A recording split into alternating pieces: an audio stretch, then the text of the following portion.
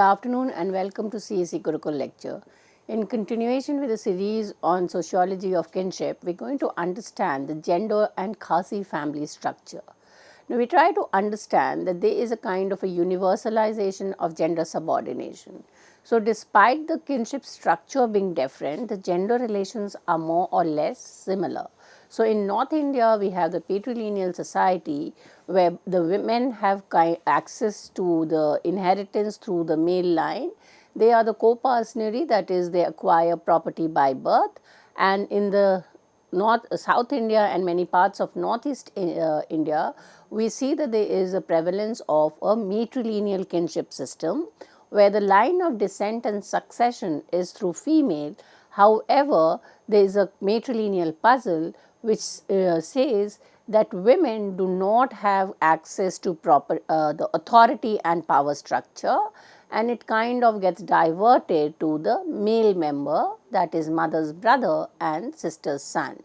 One distinction that has been pointed out by anthropological study is that the male figure is different. In a patrilineal North India, it is the father, whereas in the matrilineal system, the manager or the authority structure is not the father, but it is the mother's brother, and that has been explained because of the line of succession. However, what is kind of to be understood is that it is anyway going to the male, and therefore women are subordinated. Now, when we understand the subordination of women, many feminist scholars have pointed out that this subordination can be traced to the assigning of domestic roles and the reproductive role to the women, and this we will understand with reference to the Khasi society. So, in Khasi ideology, while women are central to the family, they need to be protected and guarded by men. So, that is the dilemma or the contradiction, that they are the owners of the property, but they are not kind of considered as fit to kind of take care of the property because they can't take care of themselves, and therefore they have to be protected by men. So, just as the women's role in reproduction and nurture favors the mother, a man's physiological strength, according to the Khasi, gives him authority over women. So, there is a kind of a gender stereotyping where women are considered to be more caretakers, or they are kind of more close to nature, and men are kind of physiologically strong and therefore kind of take on the task of controlling the women's. So, the Khasi says war and politics for men, property and children for women. So, there is a clear-cut gender division when it comes to the Khasi society. The Khasi definition of gender roles provide the ideological support for the domestication of women and their exclusion from the political domain. So, this is what implies when we kind of say that there is a universalization of gender subordination. Women have been domesticated despite the fact that they have the access to the property of the clan. Although there are no formal laws which prevents Khasi women from holding public office, they are not allowed to attend traditional village and state darbars. The darbars are customary administrative and judicial councils. A woman who dares to voice her opinion on public affair is regarded as a hen that crows, a freak of nature. So, basically your socialization, your gender characters kind of gets assassinated, and therefore, it is accepted by women to kind of follow the customary practices and kind of limit themselves to the domestic and reproductive work. And that kind of makes it kind of apparent that the women's centrality is in the reproductive sphere. The Khasi believe that the fetus derives only its initial structure and form from the father. The Khasi therefore stress the role of the mother in reproduction. According to them, the mother bears the brunt of parenthood, whereas the father's role may be confined to a single act of coitus. Now, this is kind of dilemma or contradiction, is the sense that women's role is central in reproduction. It is their blood, it is their contribution, and therefore they are given right to the property. They have access to the inherit that property. However, because of the centrality in reproduction, they are limited out from the productive sphere, and then it kind of, even having that property will kind of make a little difference in terms of having control, having authority over the others. The child belongs to her descent group rather than that of the father. The Khasi never fails to invoke this biological fact to emphasize the special bond between mother and the child in the society. Because Khasi physiology stresses the centrality of women in the process of reproduction, she is seen as the center of the family circle. She is also expected to be fully responsible for the nurturance and care of her children. She is also the repository of family honor, and continuity of the family line depends on them. So again here, when there is kind of such so many of comparison between the north and the matrilineal and the patrilineal, and in a relativistic state the matrilineal is considered to be more gender egalitarian, there are certain common features which we found in both when it comes to the status of women.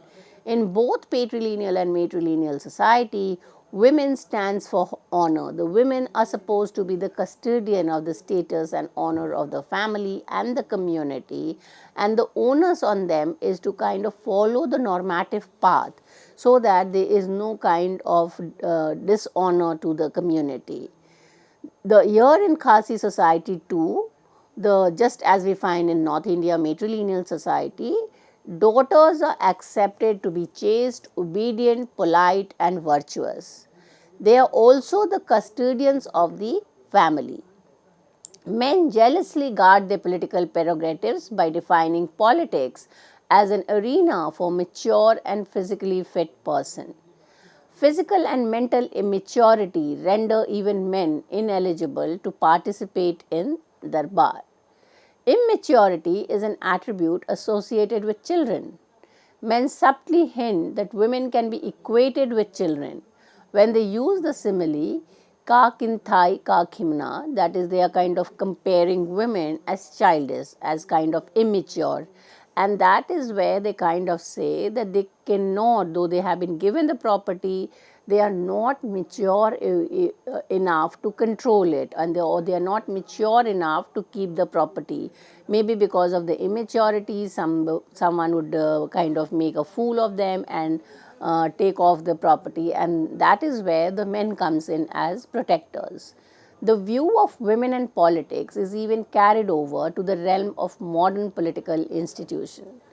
While the youngest daughter has numerous familial and kinship obligations because she inherits family property, she does not possess authority to commensurate with her duties and responsibility. Being the youngest, she is invariably treated by her brothers and sister as someone lacking in experience. So here, when the gender wise, because she's a female, she's been given property, but when we bring in age and she's the youngest daughter, she would be like a child to the others, and therefore kind of considered as lacking experience in taking care of the property. Further, she has little say in the control and management of property that she inherits. It is the mother's brother who enjoys the privilege. So, she is just kind of a custodian or a trustee in whose name the property is there. The actual owner and actual controller of that property is the mother's brother. The youngest daughter's position in the religious domain is similar to her position in the economic domain. So, there is a distinction when we kind of bring in between religion and economy, and religion is considered kind to be part of their private sphere or more close to the domestic sphere. But when it comes to the women, her economic position and her ritual position is kind of blurred enough. It is women who have to ensure that family rites are organized in their due course, but they have to seek the assistance of the male matriarch to actually perform the rituals. Priesthood is a male vocation among the Khasi. So we will see the men in control of power even in the domestic sphere. So women have been given a property, but men are not only controlling the productive sphere, they are also controlling the domestic sphere. So the priesthood is a male vocation. The women makes the necessary preparation for the ritual and initiates them, but under the mother's brother's guidance. Hence, even in the domestic sphere, which is acknowledged to be the sphere in which women are central, the men control the levers of power and decision making. So we can kind of see that there is a complete denial of power and authority to women. Women are held responsible for maintenance of Khasi tradition, but are denied the power and authority to discharge the responsibility, thereby making them critically dependent on their mother's brother. Another source of contradiction in matrilineal system is the disjunction caused by marriage. Sisters in matrilineal society perpetuate the descent group. But in order to fulfill this role, they have to be impregnant by men from other descent group. The latter have sexual access to women but are denied right over their children. The mother's brother exercises authority over them rather than the father. So this is also a lot of contradiction which has been pointed out in anthropological literature, that the male figure of authority changes, and though the father is kind of performing the same reproductive function, but in a matrilineal society the child does not belong to the father because he belongs to his mother's clan. Therefore, the figure of authority is the mother's brother. This conflict between the husband and his wife's brother becomes acute, especially in society in which marriage becomes an enduring institution. So, in the case of a matrilineal society, the conjugal bond, that is a bond between the husband and wife, is considered to be weaker than the sibling bond between the brother and the sister, and there kind of creates a conflict between in the conjugal relations in order to maintain the sibling relation. In the Khasi society, marriage generates conflict between the husband and wife's brother. The Khasi makes a sharp distinction between kins and affine. Now, the kins are your blood relative, or we can say the sibling relation, and your affines are relationship through your marriage, that is the husband relationship with your husband. Now, the reason why there is a divide between the kin and the affine is that the residence is with your kin and affines are away. They don't, mainly in the matrilineal society, the husbands do not reside in the wife, with the wife. He resides with his mother's clan. Therefore, there is a kind of a stronger bond in the kin relation than the affinal relationship. Now, then we try to understand the legitimacy and care of children. Kin loyalties are emphasized at the expense of affinal ties. Khasi children are brought up to revere their clan and lineage tradition, and that is the mother's clan, because they are growing up with the mother and mother's relative. They are familiar, or they are kind of socialized in that matri-clan tradition, and they are not aware of the traditions of their father. By laying stress on kin solidarity, the Khasi even play down the marital tie. To lose one head over a woman is considered to be a sign of weakness for a Khasi male. The Khasi says it's only a woman sa aikinanthai to express the chauvinistic contempt of women's charm and sensuality. And therefore, the idea is that reproductive is only kind to have a inheritor. There is not a very strong marital relationship between the father and the mother. So, though a husband or a father remains an outsider to his wife's clan and lineage, he is expected to provide his family and protect his wife and children. In fact, in the Khasi tradition, the role model of a man is one who successfully fulfills both his kin and his final obligations. So, he would be taking care of his mother's lineage clan as well as protect his wife and children. So, there is a kind of double display of masculinity and masculine features. A final obligation seems to be the last only for the duration of marriage. The marital tie is relatively weak and there are no sanctions against divorce. A man's responsibility ends when he terminates his marriage. Khasi matrilineal generates intense role conflict for men. So, one side is the conflict between the father and the mother's brother, and the other side is the conflict between the wife and wife's brother. So, they are torn between the responsible to their natal house on one hand and to their wives and children on the other. So, there is a kind of contradiction here also, that men are not part of that, they are not residing. It is a kind of a matrilocal or a exori-local residence, where the residence is most of the time with the mother's group. So, they are being residing, they are outsiders. Many a time anthropologists have used the concept of visiting husband, yet they are given that responsibility to take care of the wife and the children. The extent to which they can meet their obligation, both as brothers and husbands, depends on a number of factors, such as the proximity between the natal house and the exorial house, the relative position of sister's husband in his natal house, and of his wife's male kin in his wife's house. Besides, they have to tolerate the interference of the wife's brother in the way they bring up their children. The male feel deprived of sufficient authority to command their children's loyalty and lack the freedom to freely pass on after death, even if there is self-acquired property to their children. So, there are several levels of conflict that the male members are kind of facing. And that is also kind of a dilemma, that on one side they are the manager and they kind of have a lot of management and controlling power and authority, but when it comes to their own children, to their own wife, they are deprived of it. They do not have the ability to kind of play part in the socialization of their own children or to help them grow in the way they want, because of the influence of the matri clan on the children. The strain generated by such role conflict affects Khasi women in a more intensely. A woman can never be fully assured that her husband does not find his sister's house a more congenial place than for her own house.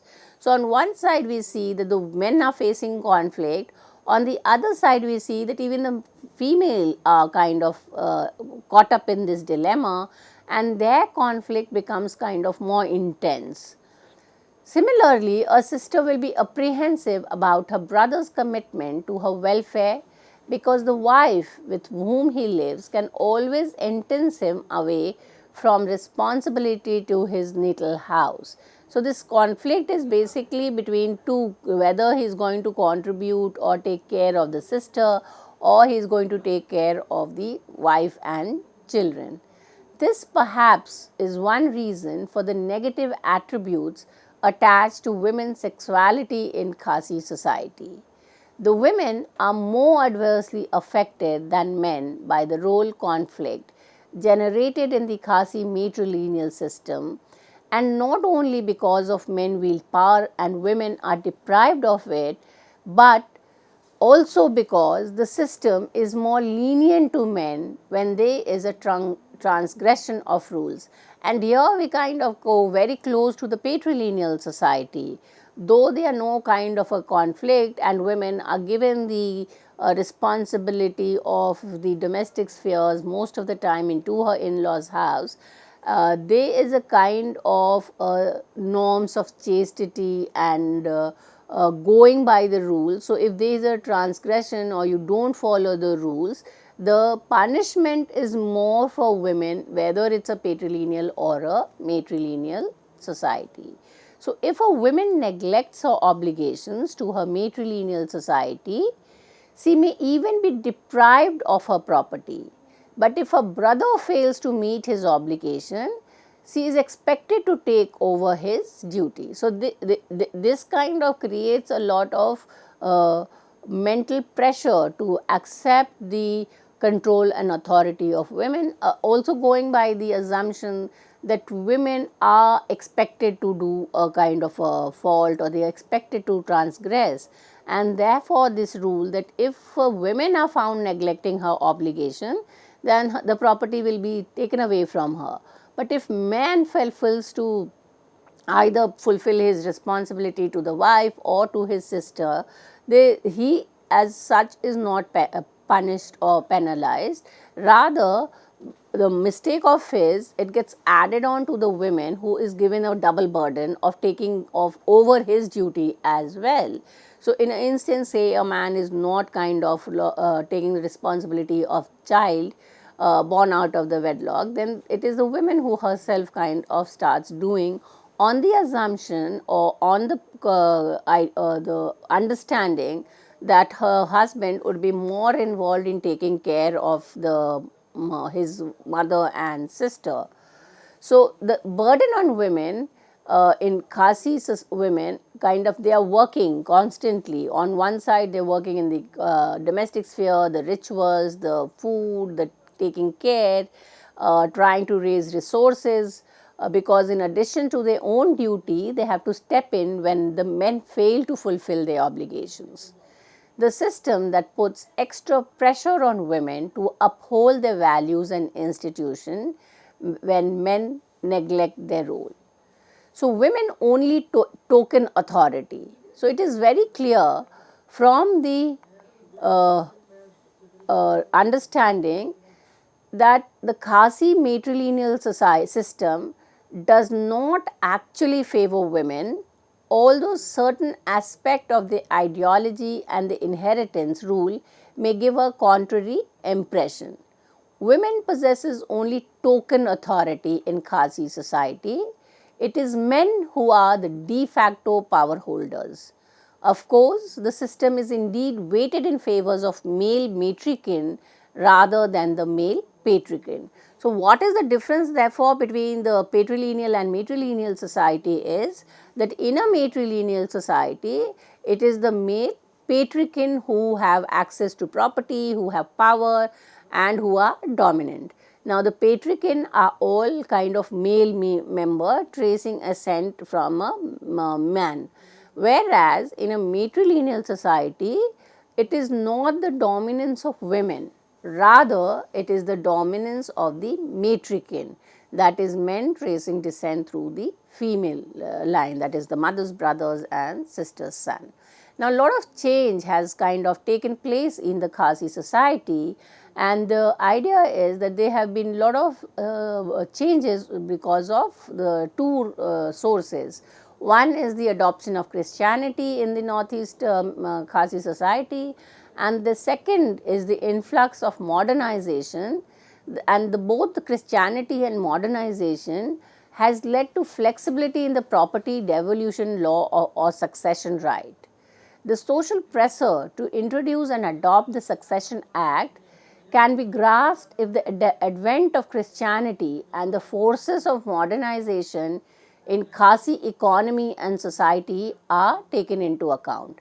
Conversion to Christianity has weakened the matrilineal system. Many of the traditional rights centered in the matrilineal kin house have now lost importance. In Christian household, the authority of mother's brother is giving way to the authority of father. Besides Christianity, forces of modernization also favor patrilineal. Men have been the first to benefit from the modern education. Salaried employment and the spirit of individualism and rationality have affected even those who have not converted themselves to Christianity. So basically, the one idea is that now it's not a collective society, it's not a clan. People are kind of living in the nuclear family, and therefore the gender roles kind of have changed, and therefore the shift is towards becoming more scientific and rational. The non-Christian Khasi men consider the matrilineal system as being bogged down by unnecessary restrictions, and Professor Tiplut Nongbury puts the Succession Act symbolizes the new urge on the part of Khasi men to free themselves from traditional restrictions, which gives scope for them to bypass some of the outmoded restrictions that Khasi matrilineal imposes on them. But not only that, it also weakens the position of women due to the right of husband's property are limit. So there are a lot of changes and contradictions that has taken place. Tradition is deeply ingrained in the people to allow swift change. From matrilineal to patrilineal, the role of mother's brother is no over kind of considered as dominant. It kind of creates a tension between two male authorities in the family. And therefore, we can conclude that one of the important issues arising from the reading of Khasi and gender relation is the nature and source of gender inequality. In patrilineal society, institutions are such that they allow male control over women's fertility. In matrilineal societies as well, women are subordinate to male control, as shown by the case of Khasi society. The source of male domination in Khasi society is not due to the value system and the system of inheritance, but it is more because of definition of gender roles and norms concerning gender relations are applied with greater severity in the case of women than in the case of men. Modernization trends are gradually introducing patrilineal principle in the society, and therefore their tendencies to give rise to situation in which women have gained authority in domestic sphere, but its potential of deepening gender inequality should be taken into account. The forces of modernizing are not necessarily promoting gender equality, and this is what the crux argument is, that modernization, economic rationality, secularization are not producing gender egalitarian society. And this we can best understand with the example of Khasi's kinship system. With this, I come to an end of this lecture. Thank you.